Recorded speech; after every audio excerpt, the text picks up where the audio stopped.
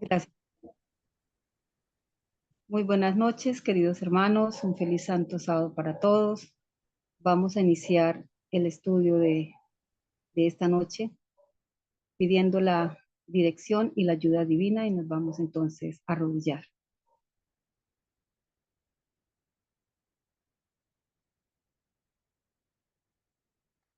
Querido Dios y Padre nuestro, una vez más, este grupo de sus hijos aquí de rodillas para dar infinitas gracias por todas sus bondades y misericordias que durante esta semana, Señor, hemos sido objeto.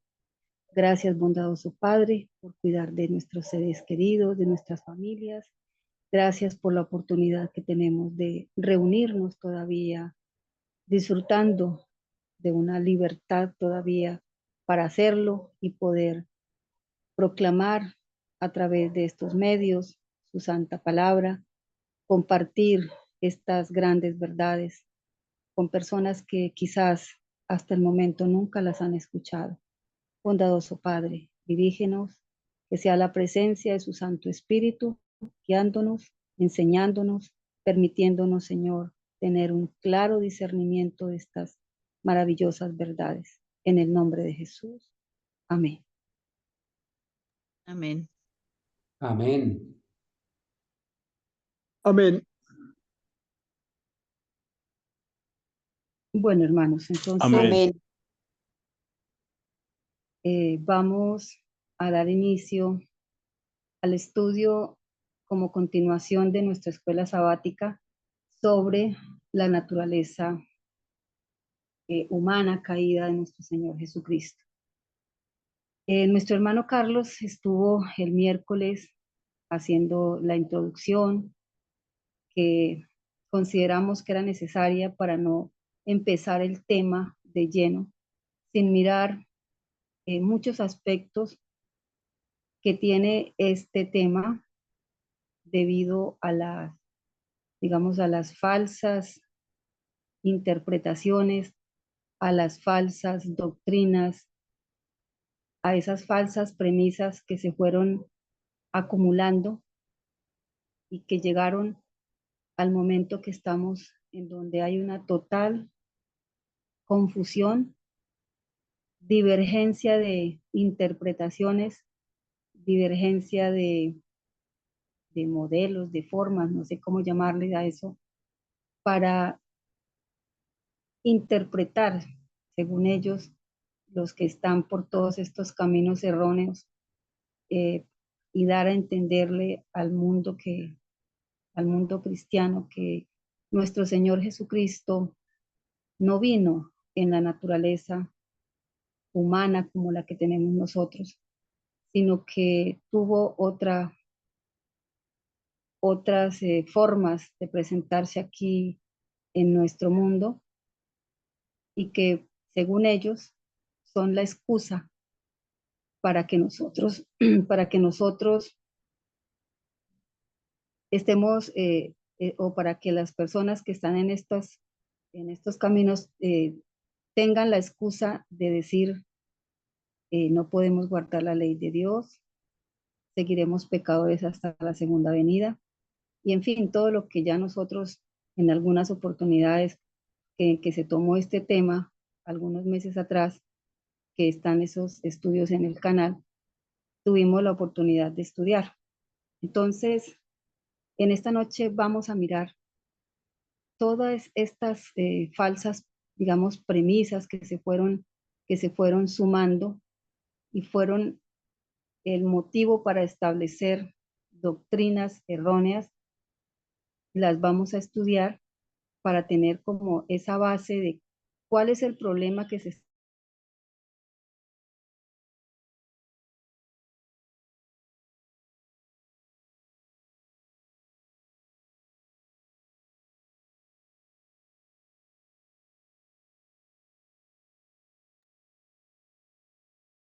Bueno, parece que tenemos una pequeña interrupción por el internet, por la señal. Esperamos que con la ayuda de Dios se pueda solucionar. Y como lo había todo. dicho,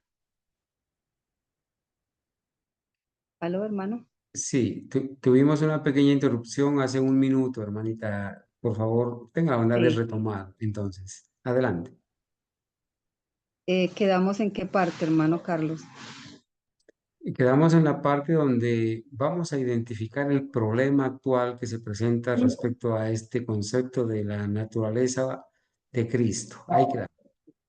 Entonces vamos como a tratar de ir teniendo un listado de todo lo que se dice eh, por parte de predicadores, no solo del mundo evangélico, sino y del mundo tristemente eh, adventista corporativo y aún de adventistas que están en movimientos de sostén propio y que dicen estar predicando la verdad presente.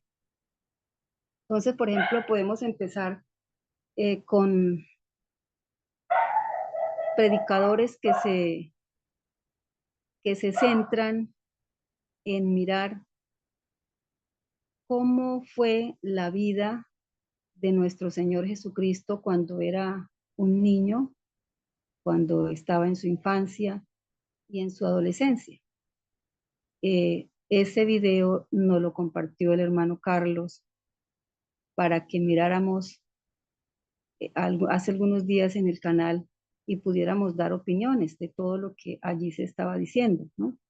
Por ejemplo, este pastor preocupado de cómo el Señor Jesús escapó al egoísmo, porque siempre hemos escuchado y aprendimos que somos egoístas desde que nacemos. Y siempre se dice, bueno, a un niño nadie le ha enseñado a ser egoísta, pero él es egoísta, no quiere que nadie le tome sus juguetes y si por casualidad alguno llega a tomarle algo de lo que considera que es mío, pues toma actitudes que a veces uno dice de dónde sacan los niños estas cosas, ¿no? Entonces, esas son, digamos, observaciones que la gente hace y toma para justificar de que el niño ya es un pecador porque nació pecador y eso se trae como en la sangre, dicen ellos. Otros dicen, no, es que eso se heredó. Entonces, esta persona, este pastor, este predicador, preocupado por esta situación de cómo hizo el Señor Jesús para hacer lo que fue en su infancia, lo que fue en su adolescencia, que a muchos les preocupa mucho la adolescencia porque la enmarcan como una etapa en donde los jóvenes, niños o niñas, están sometidos a muchas influencias y, y eso actualmente, porque cuando nosotros pasamos por nuestra adolescencia, yo lo digo, yo ni siquiera supe que yo estaba pasando por una etapa que llamarían adolescencia y que era una etapa para justificar muchas actitudes, muchas rebeldías de los jóvenes. Ahora esa etapa la enmarcan como algo tan especial y tan normal que los muchachos responden a muchas cosas, pero que eso es normal en la etapa de la adolescencia. Entonces, ¿qué pasó con el Señor Jesús en esa etapa? ¿Por qué pudo él pasar esa etapa como el resto de su vida sin haber pecado? Entonces dice este predicador, y porque también lo dice el Espíritu de Profecía, que él venció por el ejercicio de su voluntad. Entonces, bueno, un niño todavía no tiene madura su voluntad. Para que la voluntad trabaje, debe estar siempre unida a la razón. Razón y voluntad, pues no están desarrolladas en un niño, en la etapa de su niñez y aún en la adolescencia. Entonces, ¿qué pasó con el Señor Jesús? Entonces empiezan a decir, no, el Señor Jesús, desde su más tierna infancia, fue dirigido por el Espíritu Santo. Él nació con el Espíritu Santo. Por eso él no tuvo una naturaleza pecaminosa. Su mente no era carnal, su mente era espiritual. El Espíritu Santo le dirigió su mente y le controló su carne. Todo esto que estoy diciendo es lo que dicen los predicadores con respecto a lo que sucedió con el Señor Jesús en su infancia, en su adolescencia. En esa etapa de su niñez, Satanás no podía tocarlo durante su infancia. Nosotros, en cambio, dice, nosotros tenemos carne pecaminosa y tenemos una mente programada para el mal, pero en el Señor Jesús no. Estuvo totalmente controlado, dirigido por el Espíritu Santo. Es decir, él vino ya conectado con Dios. Y cuando el hermano Carlos nos compartió ese video, muchos hermanos participaron haciendo sus observaciones respecto a lo que a lo que ha enseñado en ese video. Y pues, ¿qué podemos decir nosotros? Lo que está enseñando esta persona, pues deja sin piso para que nuestros niños, nuestros jóvenes, entonces tengan excusa para decir nosotros no podemos vivir, nosotros no podemos vencer, un niño no puede ser obediente, no puede ser dirigido o orientado por sus padres, porque si Jesús lo hizo, fue porque él tenía una condición especial, y era que el Espíritu Santo controlaba su mente, controlaba todo su ser, y por eso Satanás no podía tocarlo. Entonces, nuestros niños, nuestros jóvenes están en total desventaja con respecto al Señor Jesús, y tendrían la excusa para decir, él sí pudo porque tenía otras condición, otra situación, mientras que nosotros no. Esa es una de las muchas afirmaciones que se están escuchando de muchos predicadores. Bueno, ¿por qué es tan importante que nosotros estudiemos en estos momentos la naturaleza de Cristo, la naturaleza humana caída de Cristo? Pues por lo que hemos venido exponiendo, porque hay demasiados, pudiéramos decir, formas, modalidades o caminos que los pastores, predicadores han tomado, porque cada uno ha interpretado según su parecer, pero en el fondo el problema radica en que la definición de pecado ha sido abandonada. La única definición de pecado que hay en la Biblia y que es la que nos ha librado a nosotros de coger esos caminos equivocados, erróneos, para estudiar la naturaleza humana caída de nuestro Señor Jesucristo. Si nos vamos a mirar en la corporación adventista, pues sus eruditos, sus, digámoslo, como los llaman a ellos, las luminarias del adventismo, como el señor Desmond Ford, como Mark Finley, como todos aquellos que participaron de esos cambios teológicos, doctrinales, que se dieron desde el año 1930, desde 1957 en adelante. Ellos han dejado un legado de sus enseñanzas digamos, que son la causa para que ahora el adventismo esté dividido, como estuvo, como estuvo el pueblo de Israel dividido cuando el Señor Jesús estuvo aquí en la tierra. Habían divisiones, facciones, que los fariseos, que los herodianos. Ahora igualmente sucede en el adventismo.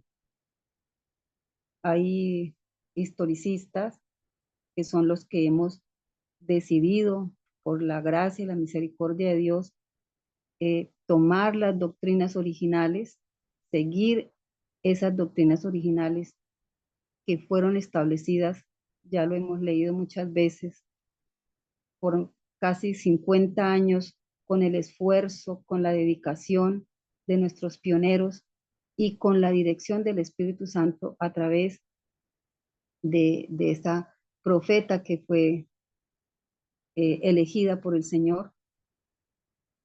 Hay también los que llaman liberales, los que son centristas, y bueno, no recuerdo esas divisiones que existen en el adventismo.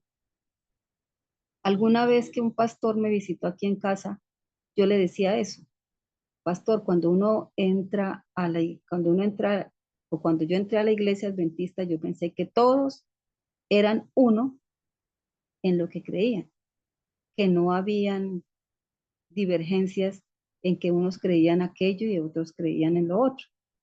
Entonces él con una sonrisa me decía: sí, es así, yo tengo que aceptarlo. Eh, Hay muchas divisiones.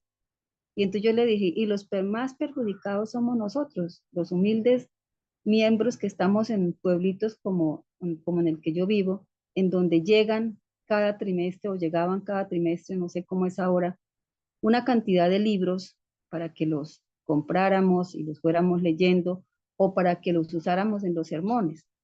Libros de diferentes escritores adventistas, cada uno con una creencia, cada uno con su forma de interpretar.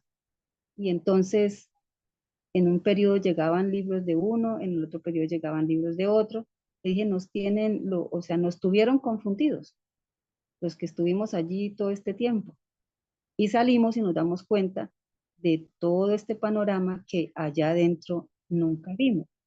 No lo podíamos ver porque no estábamos acostumbrados a leer, no conocíamos nuestra historia denominacional, no conocíamos absolutamente nada de lo que había pasado con este cambio doctrinal. Entonces, hermanos, si nosotros miramos cuál es la causa de todo esto, vamos a encontrar que el origen de toda esta divergencia está en la interpretación que se ha venido haciendo y que empezó a hacerse años atrás acerca de lo que es el pecado. Entonces, vamos a mirar, dicen algunos predicadores, nosotros fuimos hechos pecadores, nacemos en un estado de culpa y esa culpa es heredada, eso lo afirman.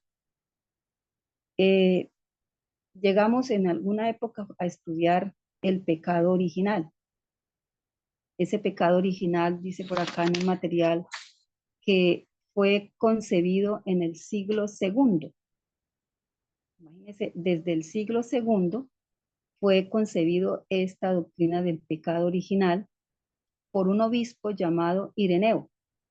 Dice, en su controversia con algunos gnósticos dualistas, otros padres eclesiásticos como Agustín de Hipona también desarrolló esta doctrina y ellos la justificaron por los versículos del apóstol Pablo de Romanos 5:12 y del Salmo 51:5, que nosotros también ya hemos tenido la oportunidad de estudiarlo.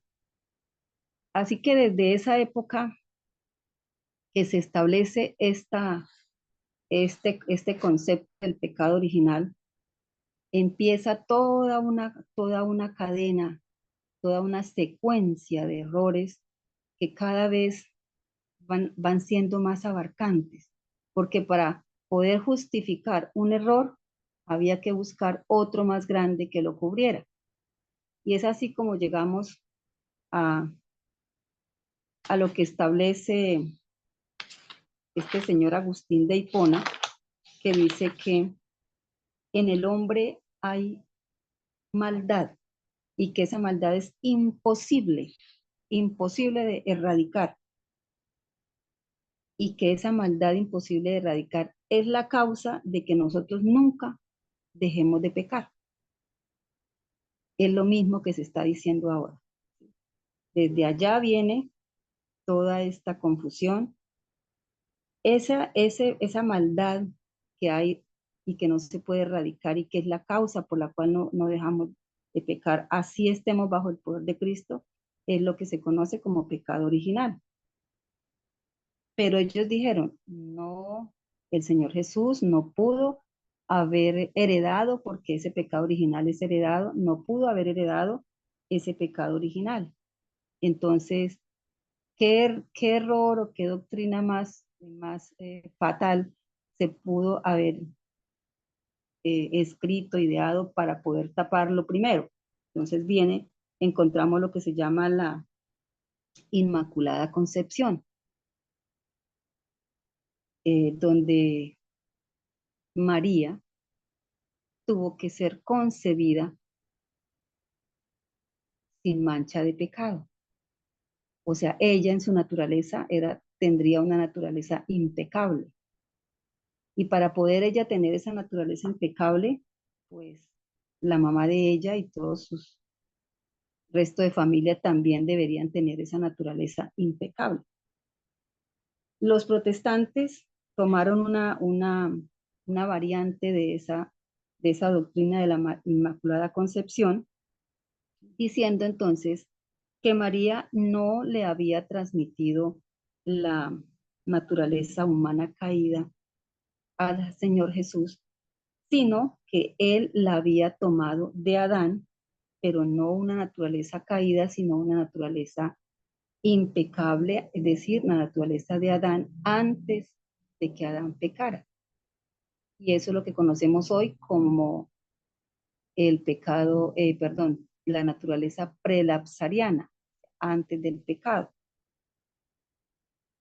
Y todo esto lo justifican ellos, como les dije ahorita, por el estudio de esos versículos tomados fuera de su contexto, de Romano 5:12 y del Salmo 51:5. Además, también tomaron los versículos de Santiago 4:17 y de Romanos 4:23, en donde se dan conceptos de pecado que según ellos son independientes de la ley. Es decir, ellos no quieren aceptar que la definición de pecado debe depender de la ley. Porque, ¿qué dice en Primera de Juan 3:4? Todo aquel que comete pecado infringe también la ley, pues el pecado es infracción de la ley. Entonces, ellos quieren tener fueron armando, ¿no? Unos conceptos de pecado que no tuvieran ninguna relación ni ninguna dependencia de la ley. Dice, el pecado es un intruso y no hay razón que pueda explicar su presencia. Es algo misterioso, inexplicable. Está en el Conflicto de los Siglos en la página 482. Excusarlo equivaldría a defenderlo. Si se pudiera encontrar alguna excusa en su favor o señalar la causa de su existencia, dejaría de ser pecado. La única definición de pecado es la que da la palabra de Dios. El pecado es transgresión de la ley. Es una manifestación exterior de un principio, en pugna con la gran ley de amor que es el fundamento del gobierno divino. Alejarnos de esta definición es entrar en errores fatales. Y eso es lo que ha hecho el mundo cristiano, entre comillas, el mundo evangélico. Y lamentablemente los adventistas corporativos se han ido por caminos en donde el pecado no tiene nada que ver con la ley, según ellos. Bueno, entonces, sigamos mirando qué otras premisas, qué otras afirmaciones encontramos nosotros en, en el mundo cristiano que tengan que ver con la errónea interpretación de la naturaleza caída del Señor Jesús. Dice que Juan Calvino también llegó a decir que nosotros somos originalmente corruptos, nacemos impíos y somos pecadores por naturaleza.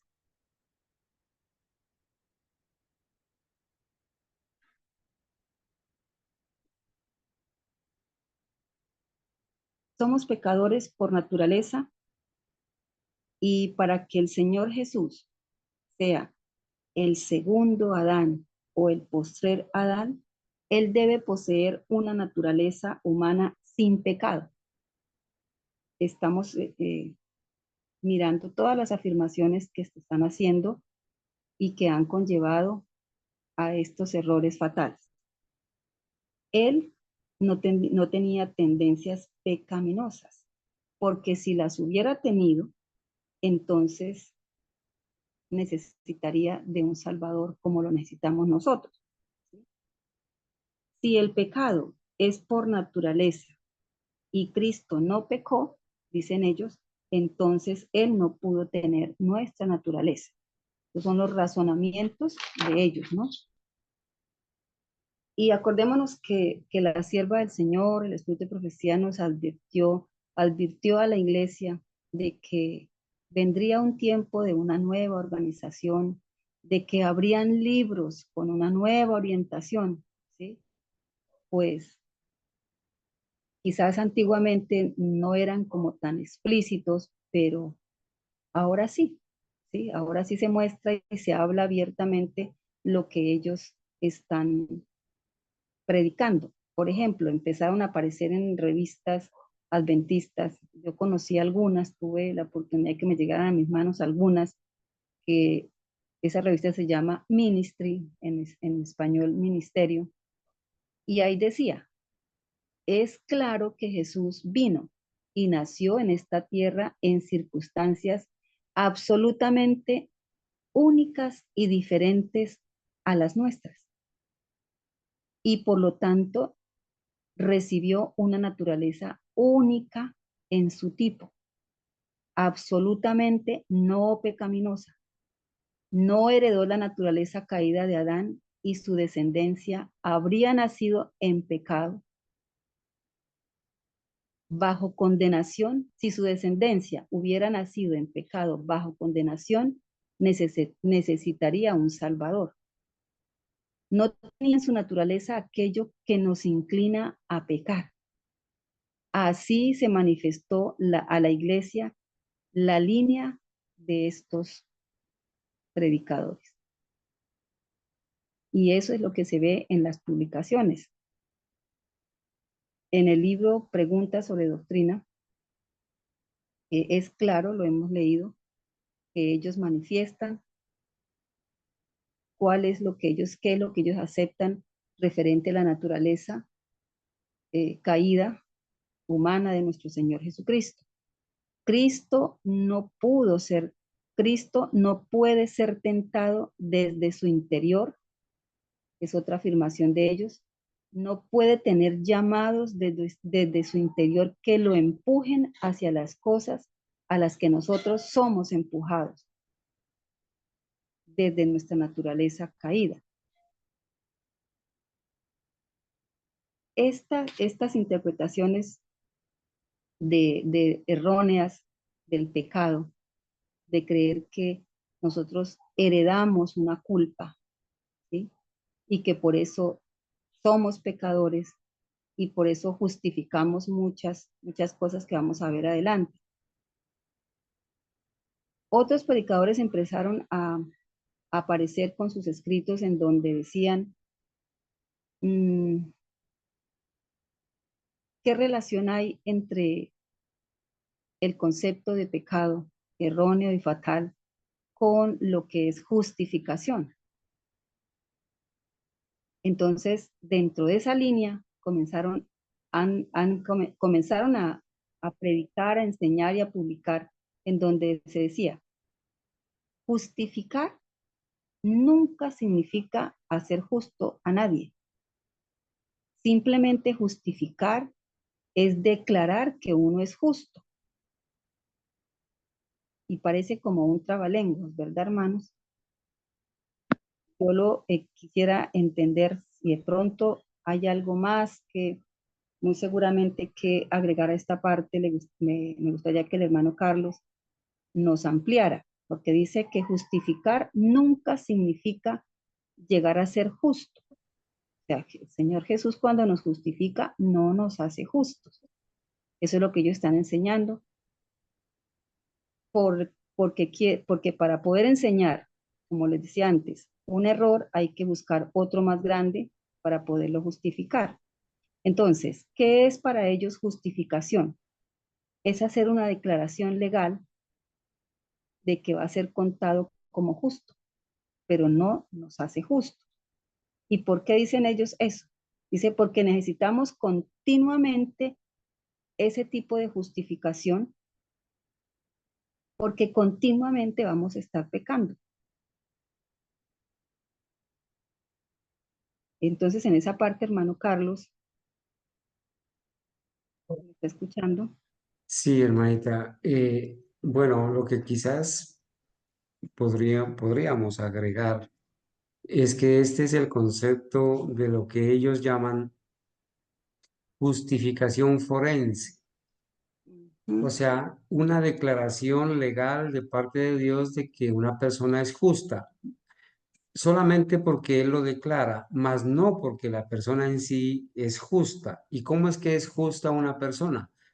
Cuando cree en el Entiendo. Señor Jesús, cuando acepta el sacrificio de Jesús y cuando obedece por el poder de Dios los mandamientos de Dios. Entonces, una persona es justificada no solamente por creer, sino también por obedecer.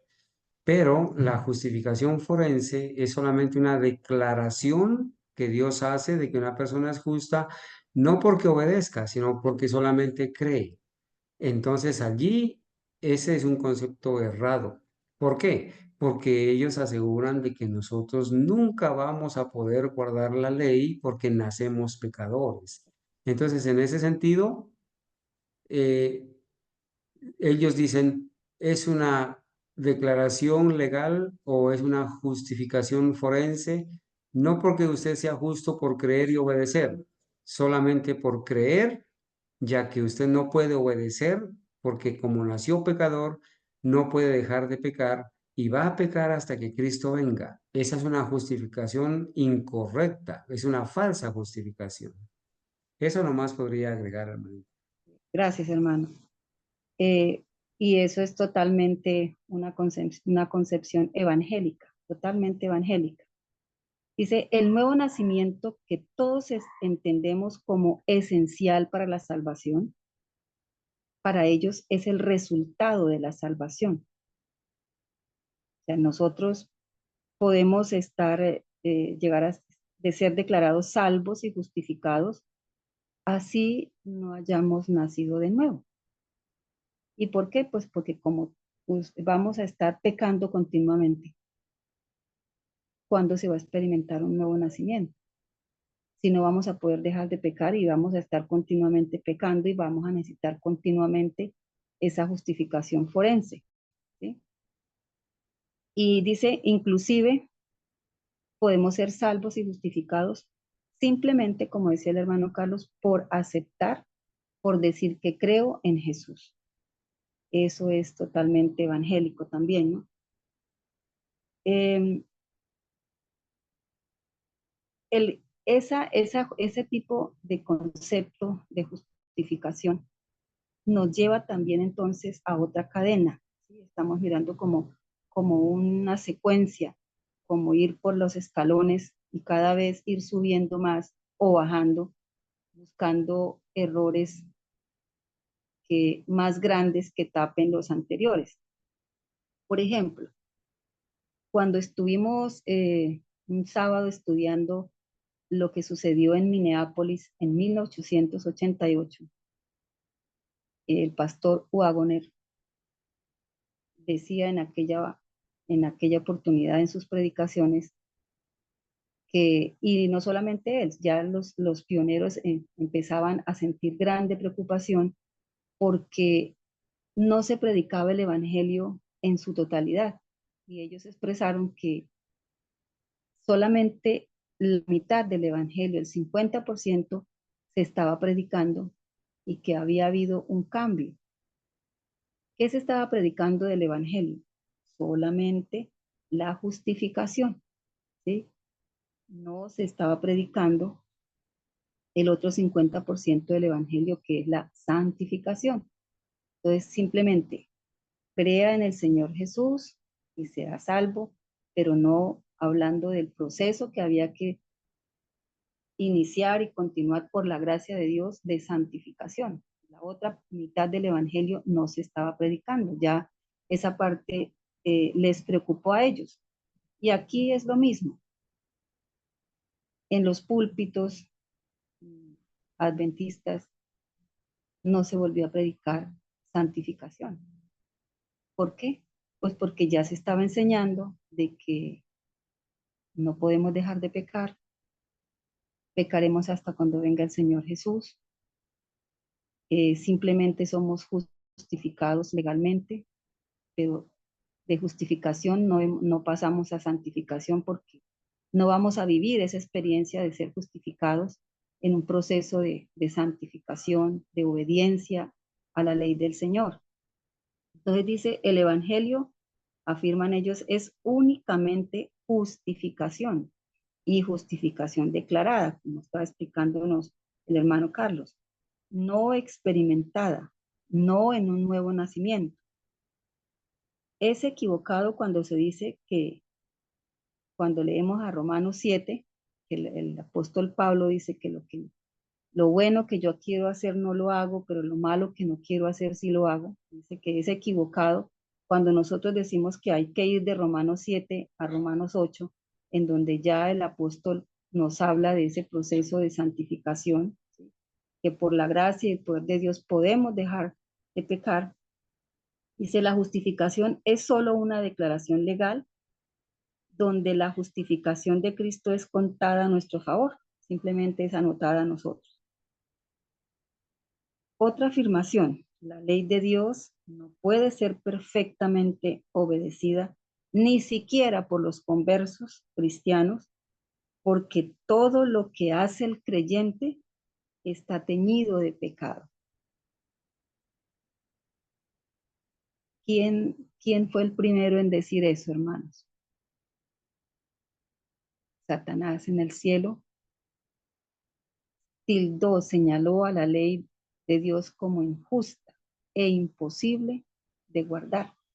Entonces, todo ministro, todo cristiano laico que se suba a un púlpito y declare esto que acabamos de leer, que nosotros los hemos oído cuando nos comparten evidencias de lo que se está diciendo.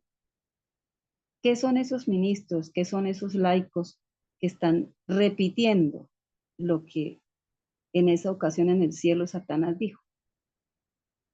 Simplemente son ministros de Satanás. Son laicos que están al servicio de Satanás, repitiendo el mismo acerto que él dijo con respecto a la ley. ¿Qué significa todo esto que hemos enumerado? ¿O qué relación tiene esto? ¿Cómo puede afectar todo esto en la preparación que nosotros debemos estar haciendo, preocupándonos, porque se acerca el fin de los tiempos? ¿Tendrá esto alguna relación? ¿Afectará esto? Entonces decimos, la premisa de que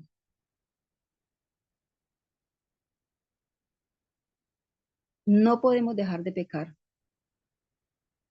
porque hay dentro de nosotros algo que nos lo impide y que lo hemos heredado, hemos nacido pecadores, ha llevado a que expresen afirmaciones como la siguiente: todos estábamos en Adán y Eva cuando ellos pecaron.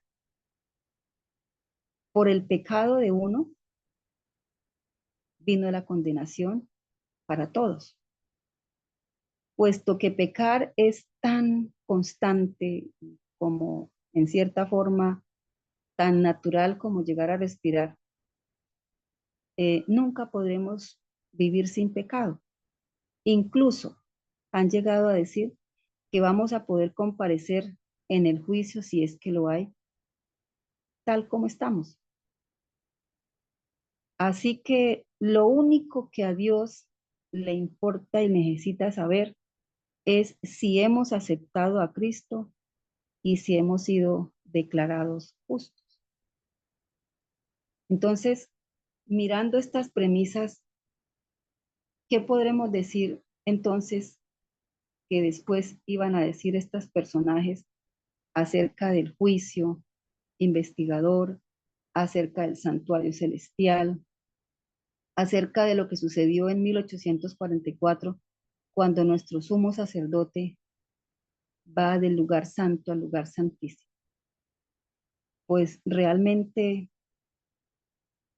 si lo importante es que aceptemos al Señor Jesús y que Él nos declare justos, no importa cómo vivamos, no importa cómo sea nuestra experiencia con respecto a esa justificación, pues realmente no tiene sentido, no es relevante para nosotros, entonces no sería relevante para nosotros ni para el mundo cristiano que estemos hablando de un juicio investigador o de un cambio en el sacerdocio de nuestro Señor Jesucristo en esa fecha de 1844 del lugar santo al lugar santísimo.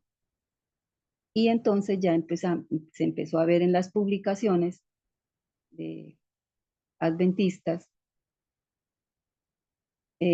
predicadores, escritores, hablando de que no existe realmente, literalmente, un santuario en el cielo.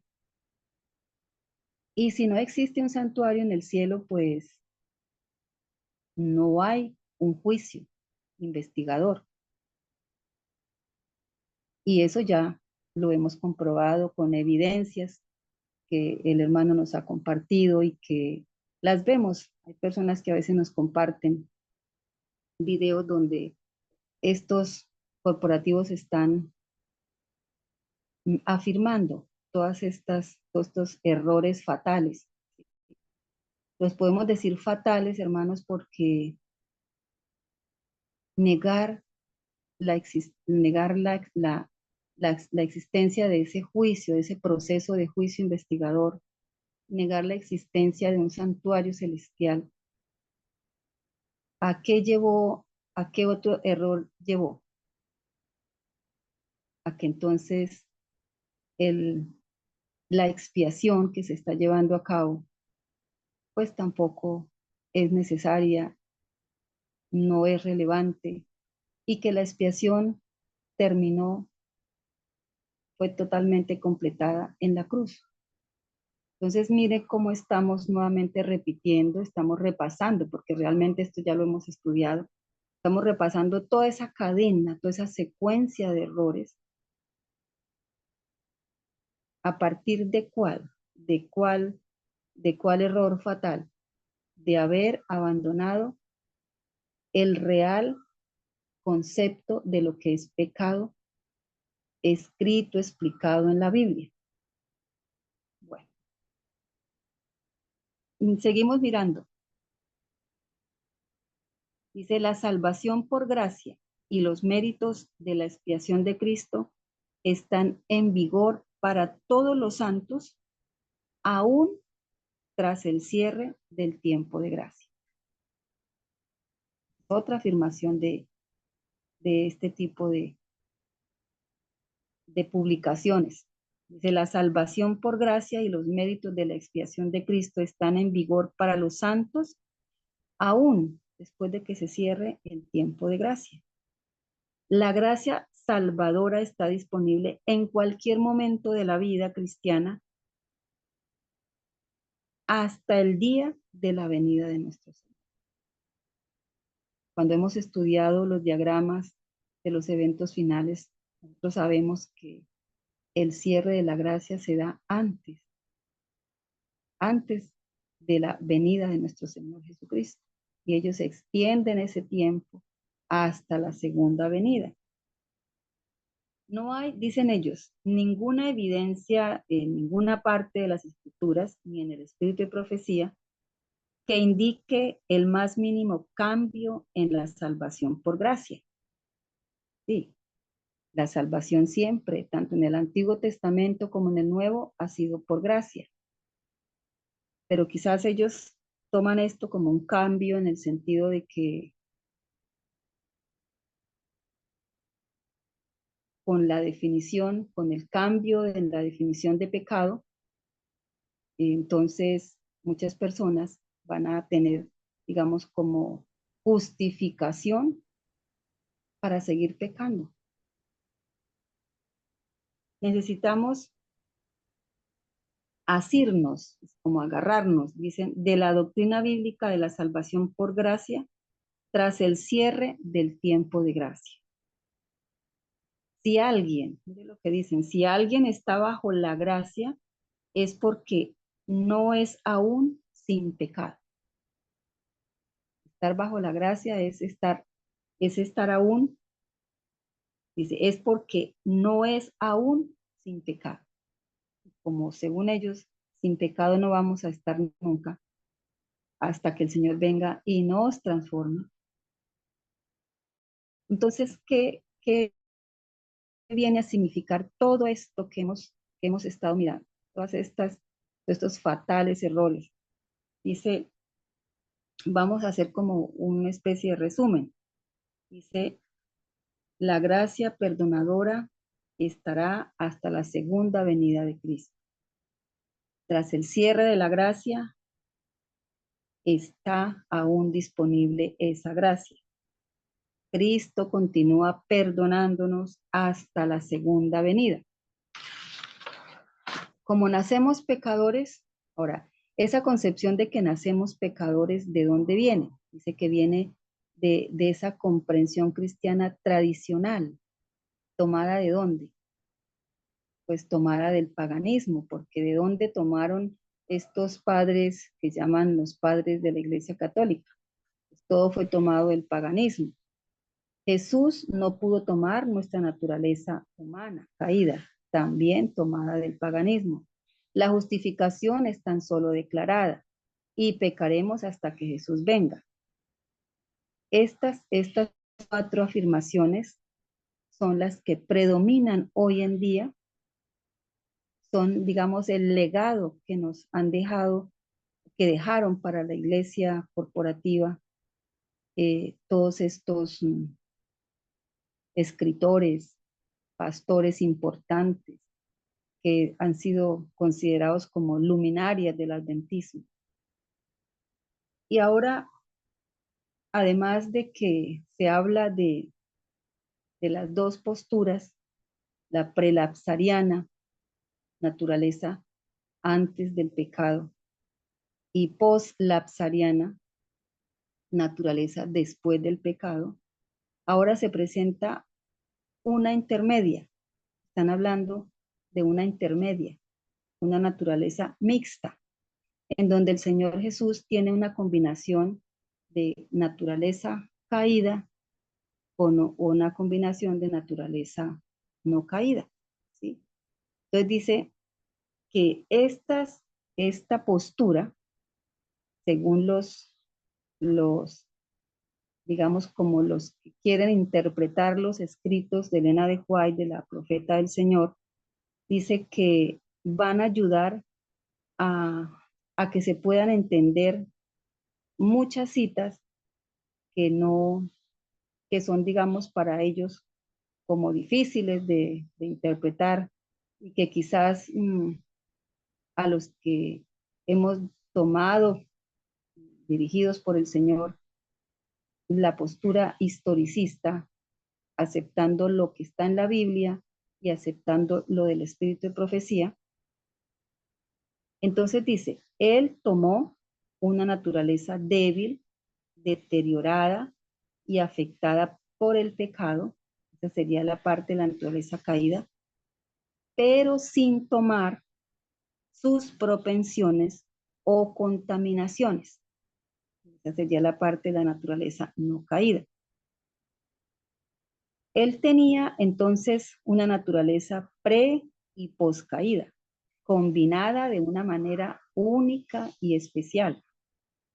Es decir, viene aquí una nueva distorsión, otro error fatal, tratando de tapar los anteriores errores. En el libro Preguntas sobre Doctrina, solo se está hablando de una naturaleza, Señor, naturaleza impecable, pero ahora ya se habla de las tres, ¿no? De la prelapsariana, poslapsariana y la mixta. Esa naturaleza caída y con, digamos, con no beneficios, desfavorecida, eh, una naturaleza, como dicen ellos, depravada como la nuestra. Esa naturaleza, esa caída de Adán, dice que originó dos consecuencias. La caída de Adán determina dos consecuencias y es las debilidades inocentes y las propensiones pecaminosas. Esa es una palabra que aparece en el texto de la carta que más adelante estaremos estudiando, la carta Baker, y que a raíz también de esa carta, cuando la hermana White inicia escribiéndole a este pastor Baker, donde le dice que sea cuidadoso, extremadamente cuidadoso al presentar la naturaleza humana de Cristo.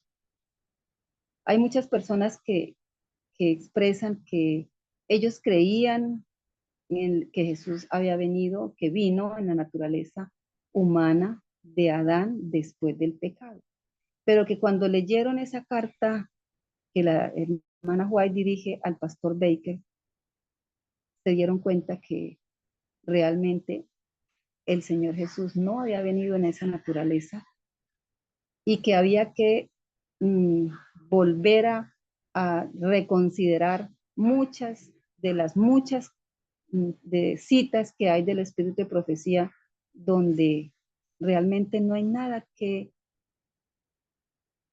para decir que se puede interpretar de dos formas. Hay citas que nosotros ya hemos visto que realmente son contundentes de que la naturaleza de Cristo, como lo expresa la hermana White, fue una naturaleza, fue la naturaleza de Adán después del pecado. Entonces dice, el Señor Jesús heredó de María las, digamos, las debilidades inocentes. ¿Qué heredó de María entonces? Heredó el que sintiera hambre, sintiera sed, eh, la tristeza, el dolor, el llorar, el poder expresar lamentos, ¿sí? Pero las propensiones pecaminosas no las heredó porque la tercera persona de la deidad, el Espíritu Santo, se interpuso.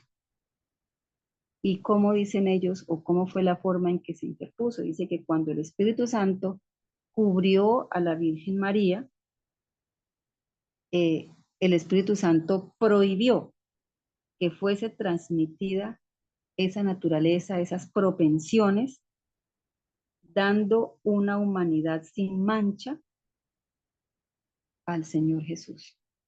Entonces es otra, digamos, distorsión de lo que hemos venido hablando. El catolicismo romano también habla de una intervención divina. Él afirma que María, eso ya lo mencionamos, fue concebida de forma inmaculada, de modo que en ella no había mancha de pecado que ella pudiera heredarle al Señor Jesús. Entonces, si nosotros nacemos pecadores, no pudo el Señor Jesús tomar nuestra naturaleza porque, lo hemos repetido, él también hubiera necesitado de un Salvador. Y esta es la creencia mayoritaria de la Iglesia Adventista Mundial Corporativa. Así es de que todas estas nuevas enseñanzas que que fueron anunciadas por el Espíritu de Profecía, saldrían en esa nueva orientación, en esos libros de una nueva orientación, en esa reorganización que se daría en la iglesia. No van a admitir, esas enseñanzas no admiten, no pueden, digamos, concordar con la expiación de Jesús en el lugar santísimo. Y si eso es así, pues van a afectar la preparación que nosotros debemos hacer si estamos admitiendo estos errores, una preparación para recibir el sello de Dios. Tampoco concuerdan y no pueden admitir que haya un lugar santísimo donde el Señor Jesús está ministrando los beneficios de la expiación que no fue completada en la cruz, según ellos.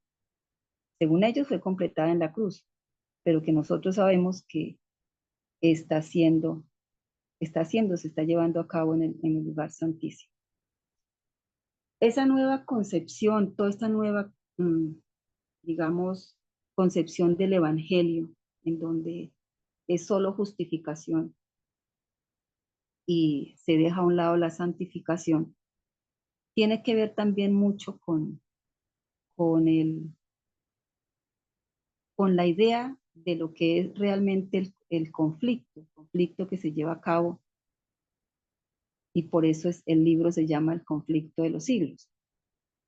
Pero antes de que miremos esa parte, nosotros debemos recordar que hace algún tiempo el hermano Carlos nos compartió, y eso están en el canal, esos estudios, cuál es el problema de la distorsión de lo que es pecado.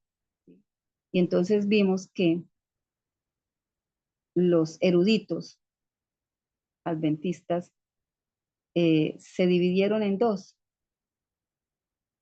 Unos llegaron a decir que la definición que hay en Primera de Juan 3:4, vamos a volver a leer, donde dice: todo aquel que comete pecado infringe también la ley, pues el pecado es infracción de la ley.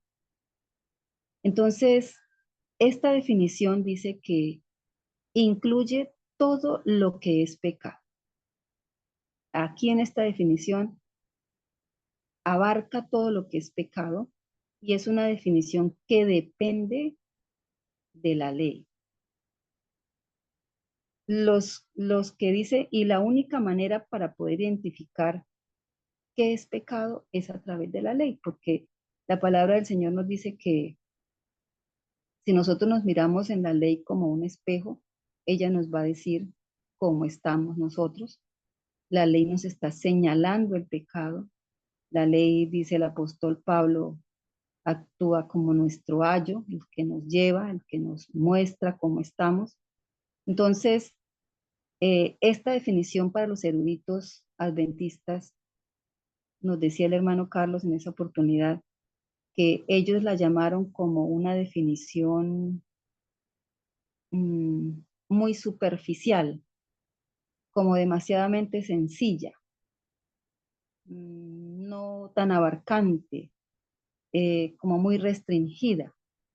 Es decir, están criticando lo que el apóstol Juan, inspirado por el Espíritu Santo, escribió en Primera de Juan 3:4, definiendo drásticamente, claramente lo que es pecado, transgresión de la ley. Entonces, hay unos libros escritos que se muestran ahí en el estudio, que está en el canal, donde ellos muestran que ellos tienen unas definiciones mucho más profundas, como más abarcantes de lo que es pecado. Y yo escuchando el estudio del hermano Carlos, donde habla sobre esto, yo copié lo que ellos dicen, lo que ellos tienen como definición de pecado.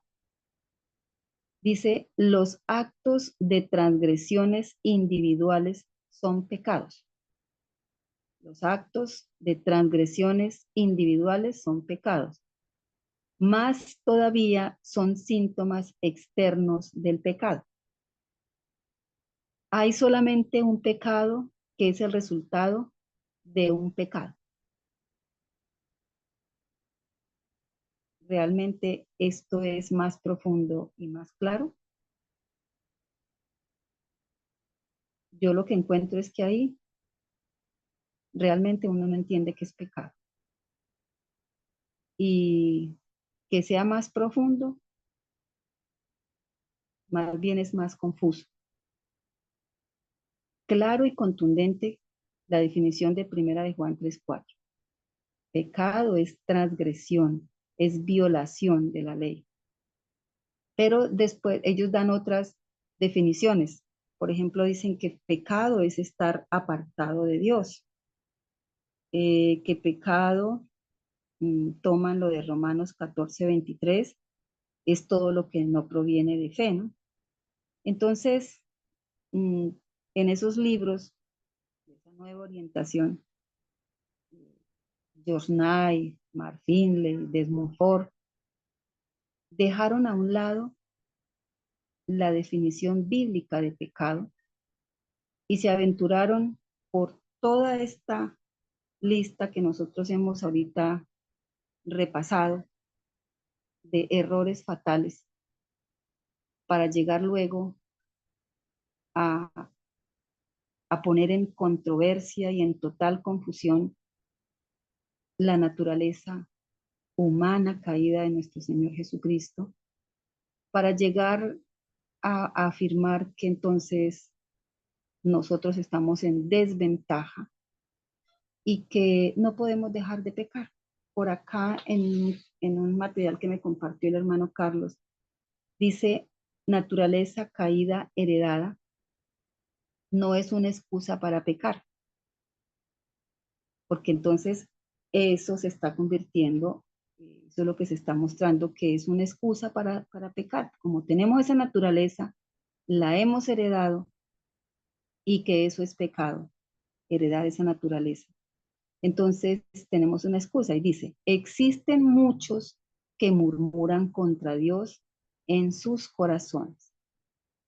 ¿Qué murmuran? Ellos dicen, nosotros heredamos la naturaleza caída de Adán y no somos responsables por nuestras imperfecciones naturales. Ellos encuentran errados los requerimientos de Dios, o sea, los que aquí mencionan que están murmurando, están diciendo en otras palabras que el Señor está exigiendo lo que no podemos dar, lo que no vamos a poder nunca dar. Ellos encuentran errados los requerimientos de Dios y se quejan de que Él demanda algo que ellos no tienen poder para cumplir. Esa murmuración es una repetición de lo que Satanás también se quejó en el cielo. Porque dice, Satanás hizo la misma queja en el cielo, pero tales pensamientos deshonran a Dios. Por eso, cuando escuchamos decir a un pastor, a un predicador laico, estos errores fatales, están repitiendo los acertos de Satanás y están deshonrando a Dios. Tener la naturaleza caída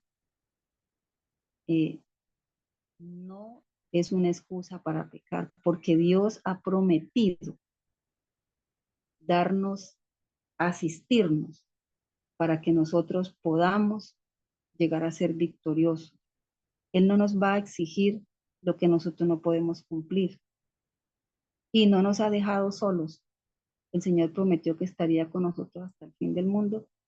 Y dentro de todas las promesas que el Señor eh, nos ha dado a través de de los profetas, de quienes escribieron su palabra, en ningún momento el Señor no ha dicho que tendríamos que luchar solos, sino que siempre estaría para levantarnos, para ofrecernos su brazo de poder. Entonces, que no sea digamos, estas murmuraciones no sean la excusa para que digamos es que no podemos porque nacimos con esa naturaleza. Bueno, también en esos libros, en ese estudio que el hermano tiene en el canal, habla de que hay tres dimensiones, eso no lo menciona en ninguna parte de la Biblia, que hay tres dimensiones del pecado. Y ahí nos mostraba él una lista de pecados. ¿Sí? Ya ni recuerdo toda la lista que estoy mirando. También habla de como de niveles de pecado, como si existieran, digamos, el nivel 1 de pecado, el nivel 2, el nivel 3. Estos son inventos humanos, errores fatales, porque el pecado no tiene colores suaves o colores más fuertes, o el pecado no va por niveles, simplemente el pecado es pecado. Bueno, entonces, hermanos, quisiera cerrar con algo que yo encontré y que nos vamos como a hacer digamos, como el resumen bien concreto de todo esto y de la postura que se debe tener frente a estos engaños, a estos errores fatales. De ahí la importancia de lo que se ha venido compartiendo a las personas que han venido escuchando los estudios de este canal o las personas con las que se estudian, los hermanos le han compartido, que hacen parte aún de la corporación. Es peligroso estar escuchando estas cosas porque normalmente, ¿qué se hace? Se escucha, pero no se va a profundizar, no se va a confrontar si realmente lo que esta persona está diciendo es la verdad.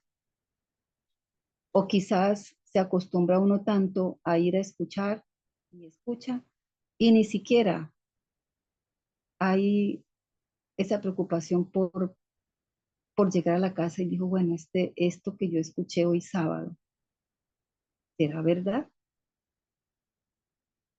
Y nos fuimos acostumbrando.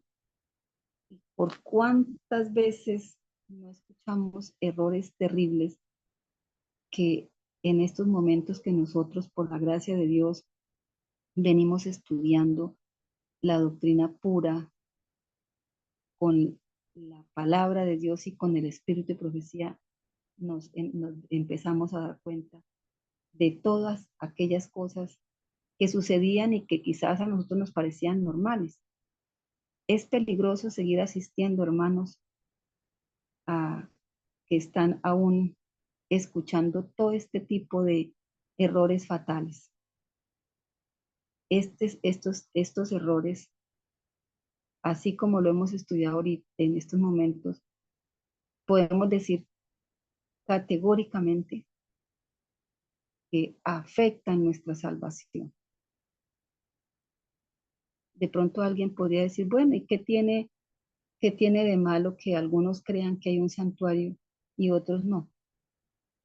Nosotros sabemos lo relevante que es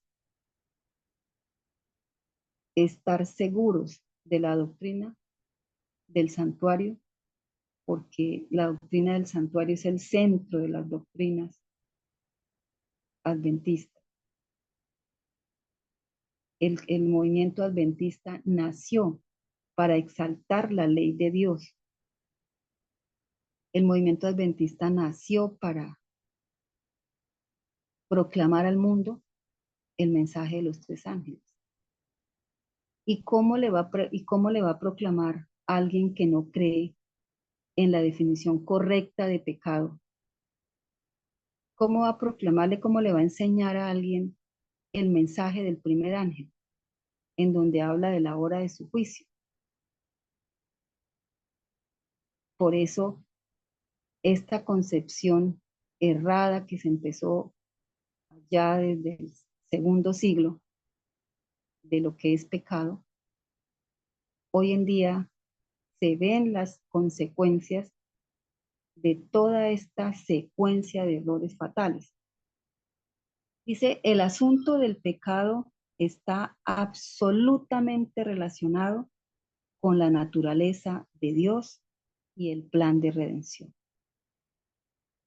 Por haber distorsionado el concepto de pecado, se distorsionó todas estas doctrinas que llevaban a la comprensión de la naturaleza de Dios y el plan de redención.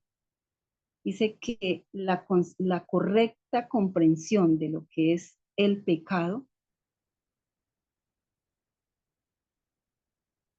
va a llevarnos a mirar si las demás doctrinas pueden estar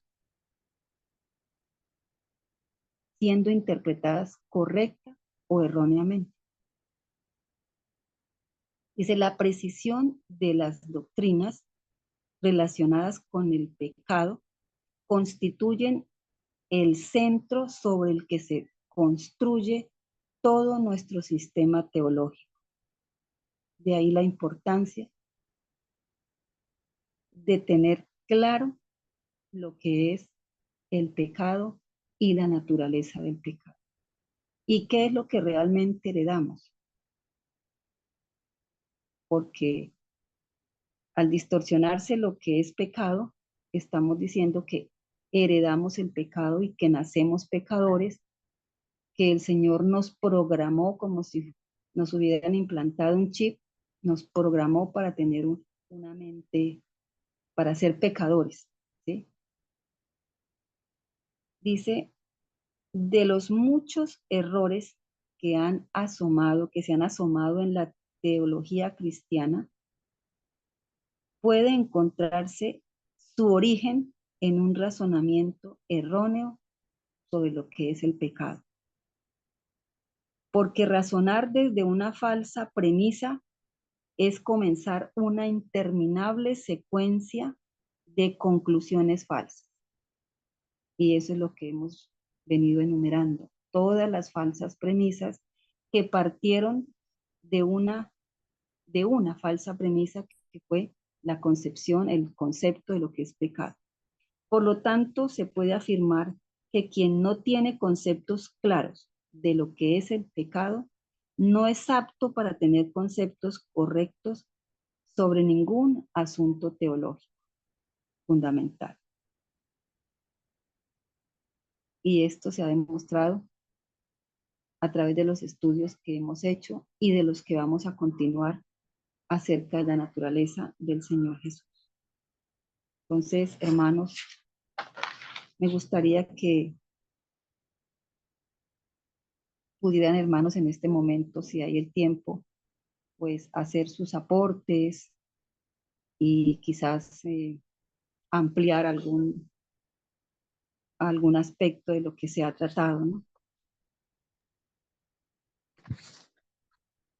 Bien, hermana Argenis, altamente agradecidos con usted y con Dios por habernos permitido ser instruidos a esta hora y bueno, tener por lo menos la dimensión del problema que tenemos actualmente. Y el problema que tenemos actualmente es que se tiene un concepto erróneo de lo que es pecado.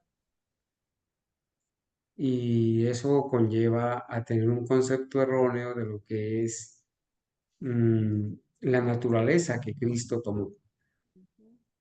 Y si se niega que estamos llamados a ser santos y que el Señor nos ha dicho ser perfectos, como vuestro Padre Celestial es perfecto, y se olvida, si se olvida de que hay promesas para los vencedores. Es una tristeza, ¿verdad? La degeneración de la doctrina en la que ha caído el adventismo denominacional. Al abrazar la doctrina católica del pecado original y al abrazar la doctrina evangélica de que también nacemos pecadores y somos predestinados unos para salvación, otros para perdición. Y la tristeza de que da de que no se puede guardar la ley.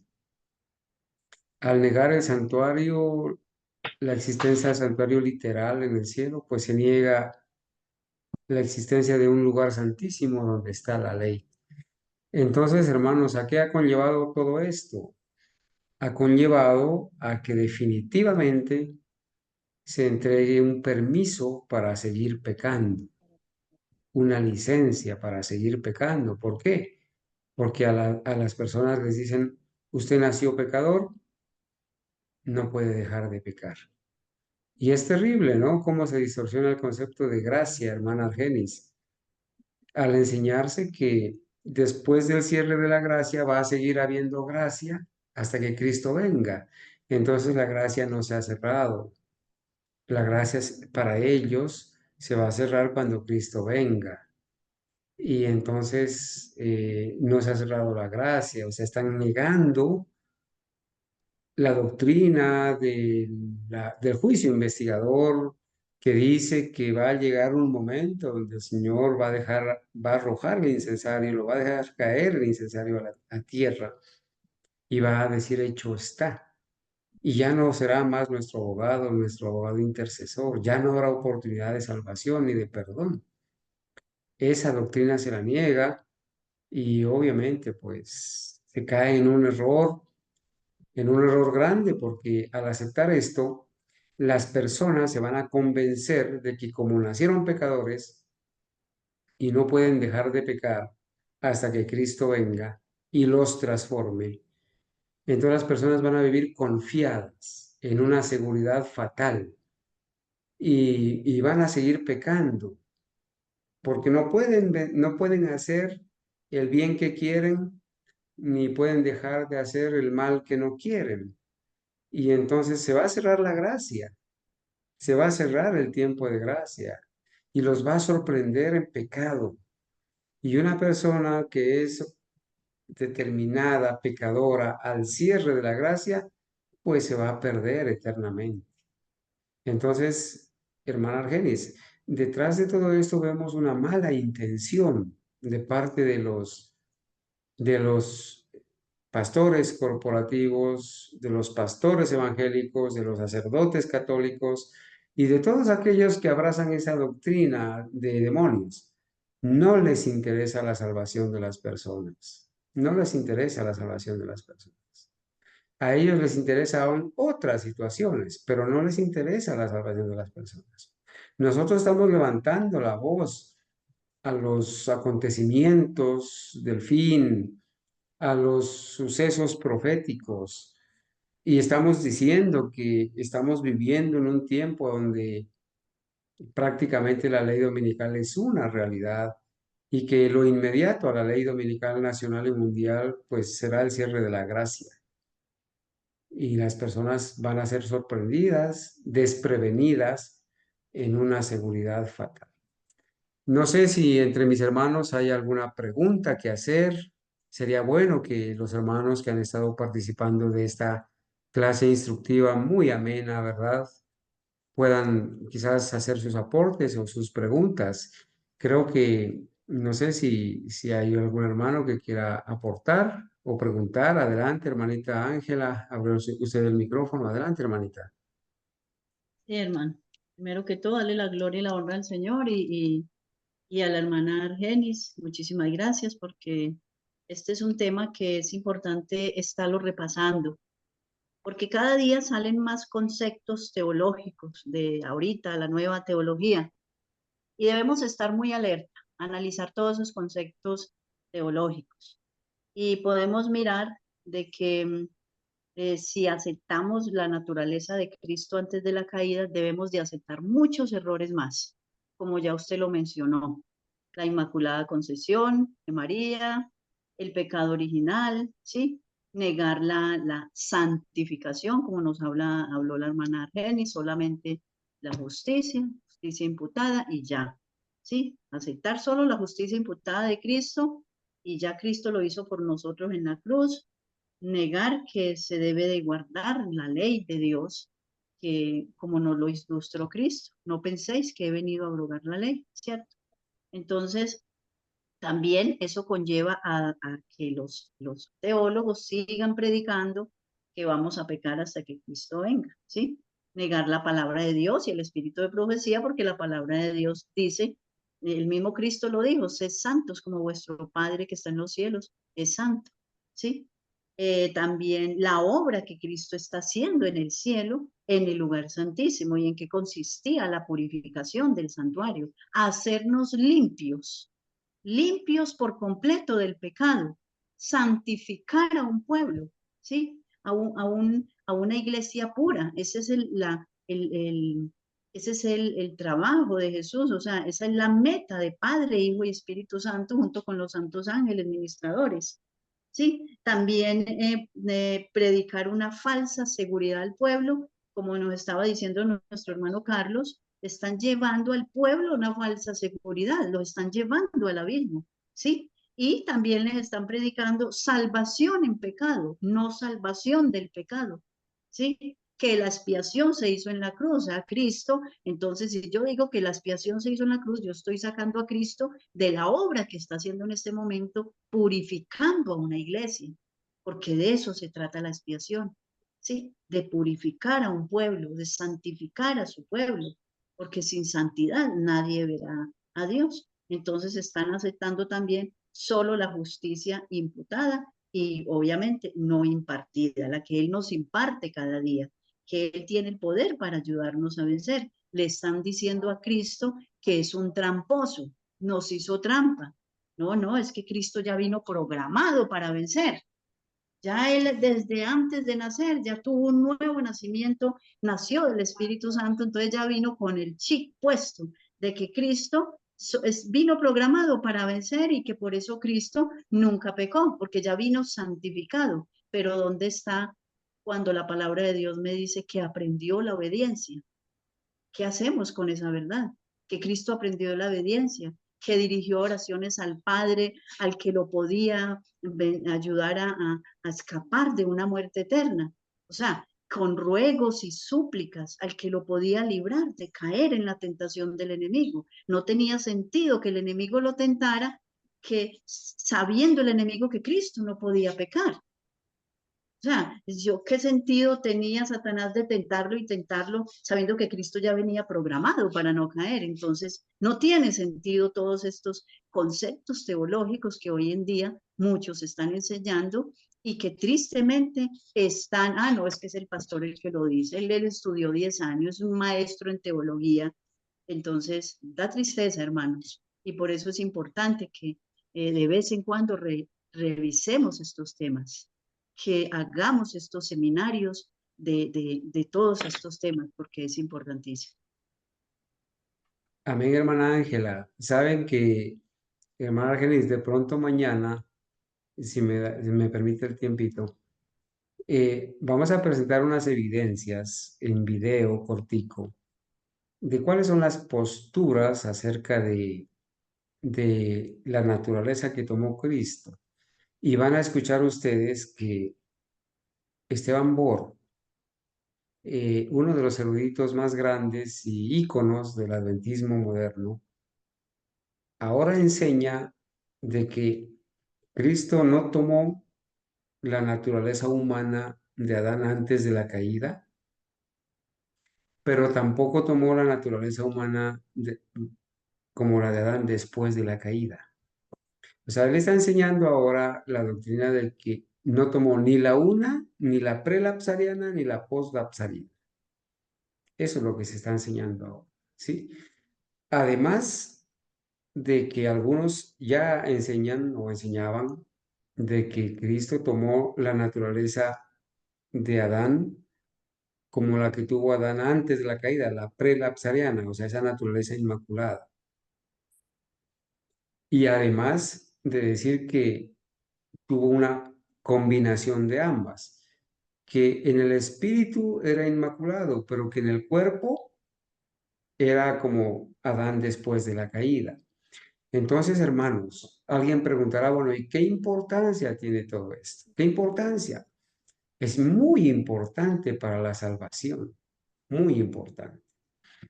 Porque del concepto que nosotros tengamos de Cristo, de su naturaleza, de cómo venció el pecado, la tentación, de eso vamos a hacer nuestro modelo y nuestro ejemplo. Y nuestro ejemplo.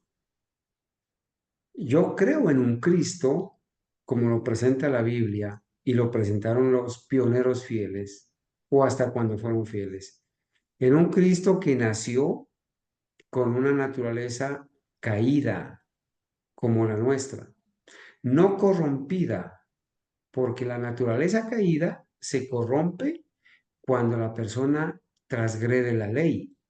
Entonces, además de ser naturaleza caída, es naturaleza corrompida. Pero Cristo tomó la naturaleza caída. Como nunca pecó, su naturaleza no se corrompió con el pecado, pero fue una naturaleza como la nuestra, caída, con nuestra carne y sangre. Sintió la tentación y sintió el extremo de la tentación. Y fue como uno de nosotros. Por eso Él es nuestro modelo y nuestro ejemplo. Por eso Él puede salvarnos, porque estando en nuestra carne demostró que dependiendo de Dios se puede vencer. Sí se puede vencer. Y por eso en el Apocalipsis hay promesas para los vencedores. Si Cristo fuera diferente a nosotros, bien sea internamente o externamente, si Cristo no fuera como uno de nosotros, estaríamos en desventaja. Le podríamos decir al Señor, es que usted era diferente a mí y usted venció porque usted internamente estaba protegido por el Espíritu Santo y usted venció porque era Dios, pero yo soy carne, yo soy humano. Pero la palabra de Dios presenta a Cristo con nuestra carne y sangre y presenta al Espíritu de profecía a Cristo que tomó esa naturaleza degenerada por casi 4.000 años de pecado, heredó, heredó esas tendencias porque nació de una mujer humana llamada María, ¿sí? Entonces, hermanos, afortunadamente el Señor nos ha permitido otra vez este espacio para hoy tenemos un panorama claro, tenemos un problema y el problema es que se ha desechado el concepto correcto de pecado y se ha desechado el verdadero concepto de la naturaleza humana que tomó Cristo.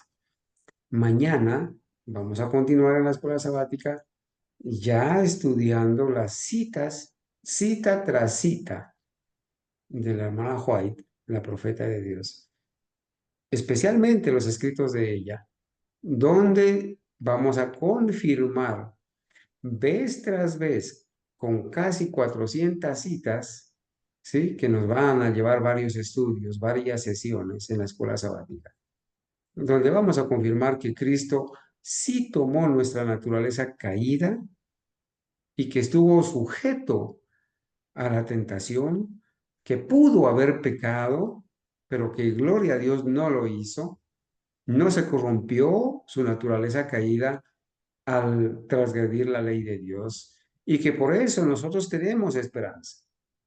Sí podemos vencer, sí hay oportunidad de perdón, de salvación en Cristo, en su justicia.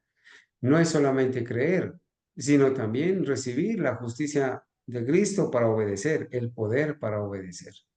Y gloria a Dios porque Juan en el Apocalipsis miró la multitud de redimidos, vencedores, y nos miró, hermanos, a nosotros obteniendo la victoria sobre Satanás, obteniendo la victoria sobre el pecado, sobre nosotros mismos, obteniendo la victoria sobre la bestia, su marca, su número y su imagen. Hermanos, si hay algún aporte más o algo para adicionar, por favor, antes de cerrar.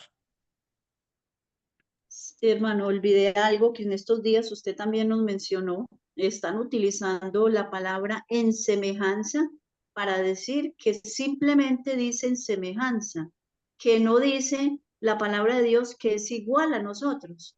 Pero en hebreo nos dice que fue como nosotros en todo, en todo.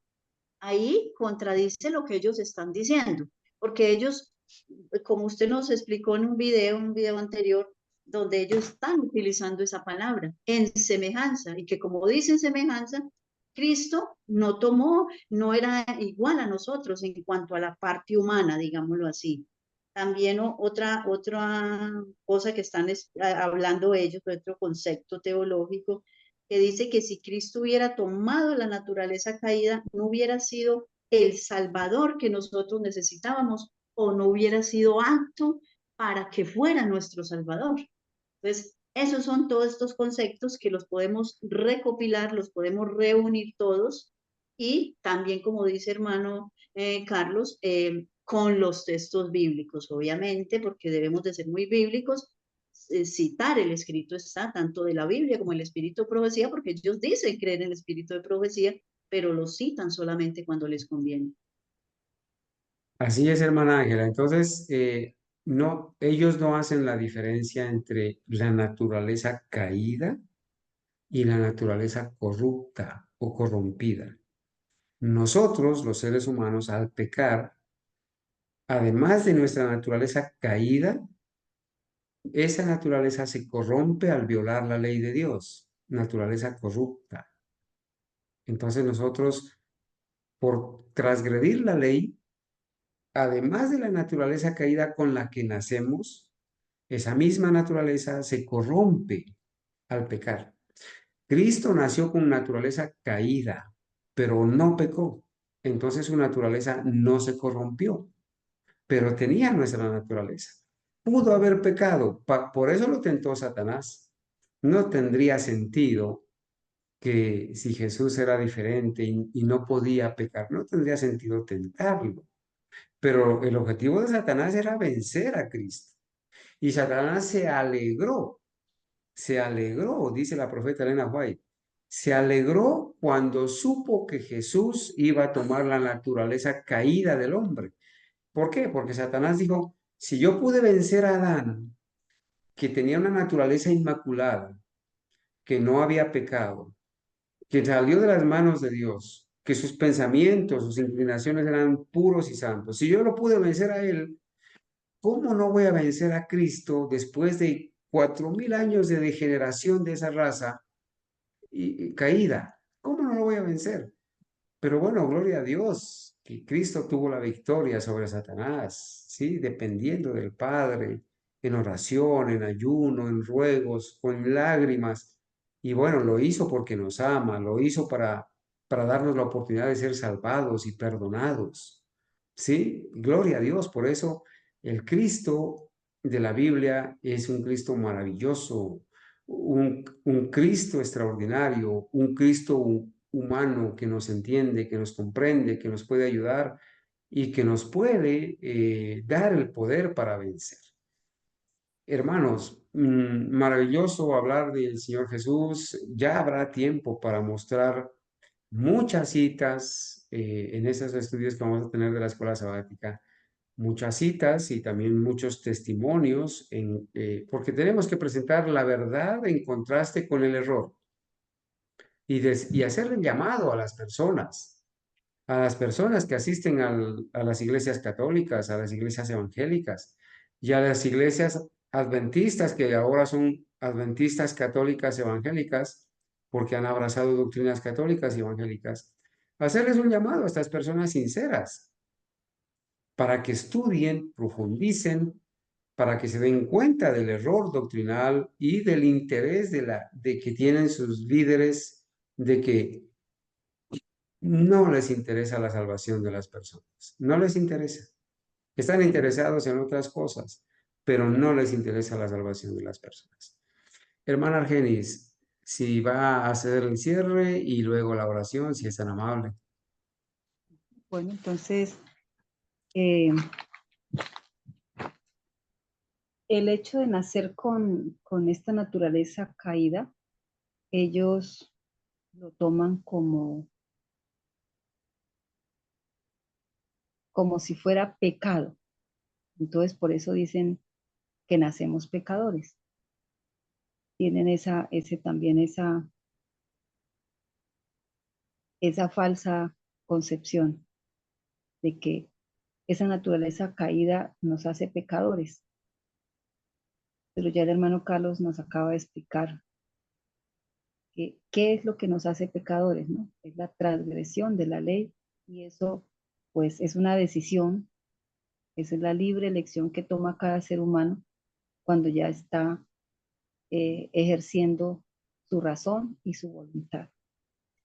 Damos gracias al Señor porque nos permite estos momentos de reunión, estos momentos de estudio, y así como el estudio del libro de los Hebreos hasta el momento donde lo llevamos ha sido una gran bendición para todos, no solamente para nosotros, sino para las personas que se han beneficiado de los estudios de este canal.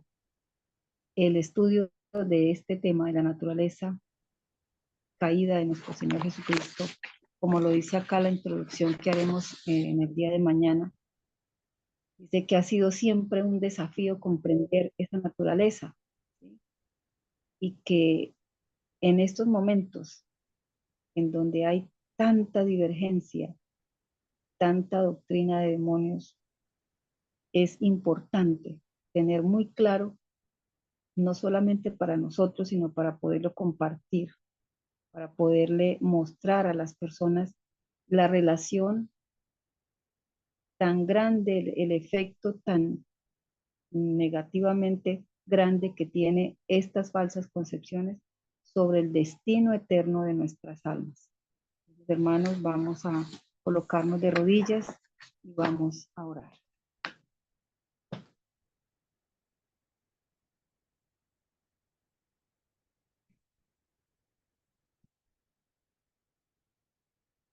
Bondadoso Padre, soberano Señor, muchísimas gracias por permitirnos los medios, los recursos para reunirnos, a estudiar, para que estos estudios a través de estos medios digitales van a llegar a muchas personas, Señor, y los vamos a poder también compartir con las personas con las que hemos venido teniendo estudios, con las personas que hemos visto que desean conocer, desean profundizar en las grandes verdades de su palabra.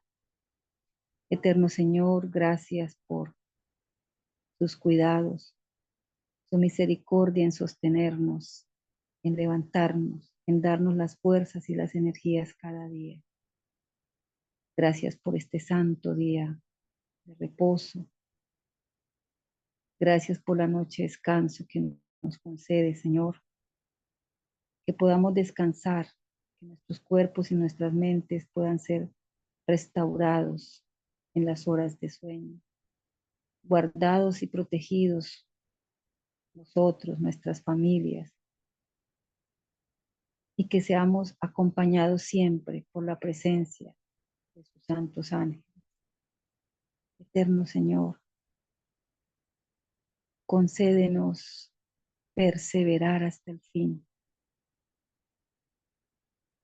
que nuestra petición diaria sea como la que elevó su siervo el apóstol Pablo, que nada ni nadie nos aparte del amor de Dios, que nada ni nadie nos aparte de este hermoso camino, Señor,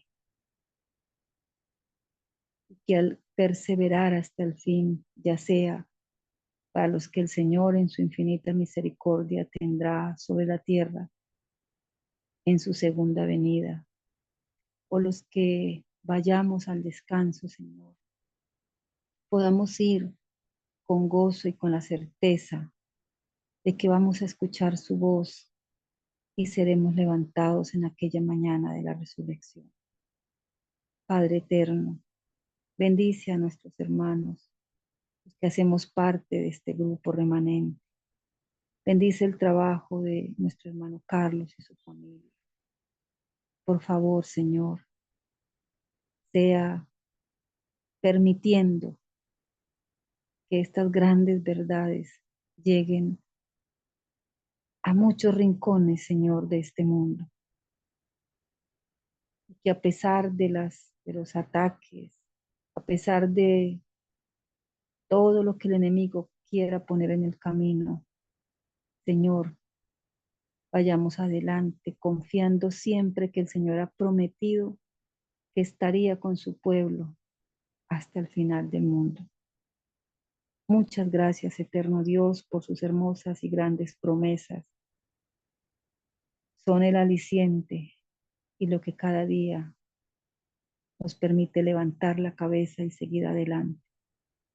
Todo esto, Señor, lo agradecemos en los santos méritos por la sangre derramada por nuestro Señor Jesucristo. Amén.